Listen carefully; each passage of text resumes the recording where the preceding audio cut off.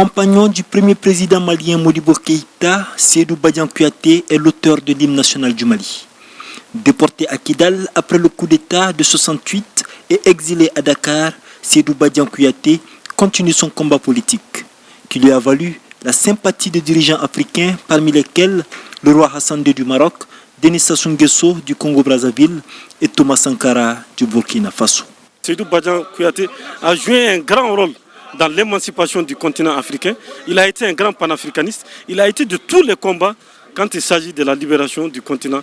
La perte de Sédou Badian, c'est une énorme perte. L'un des pionniers de l'indépendance du Mali, un des compagnons fidèles de Modibo Keïta. Son souci a toujours été de préserver le Mali dans ses fondements les plus capitaux. Je pense que c'est une perte énorme de façon nationale et internationale. Dans la cour familiale, l'heure est à l'émotion. Parents, amis et collègues viennent soutenir la famille dans le deuil.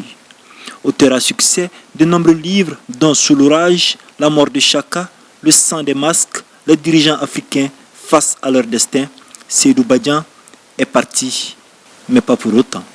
Sédou Badian, il est parti, mais en fait, Sédou Badian aussi s'est immortalisé parce que Sédou Badian n'appartient pas seulement à la famille Kouyaté. Il appartient au monde, il appartient à la jeunesse, il appartient au patriotisme. C'est comme ça qu'on peut le caractériser. Celui qui a mené une vie de lutte avait une conviction. On ne peut pas tricher avec notre histoire, on ne peut pas tricher avec notre sociologie. Notre société est différente aujourd'hui de celle que connaît l'occidental.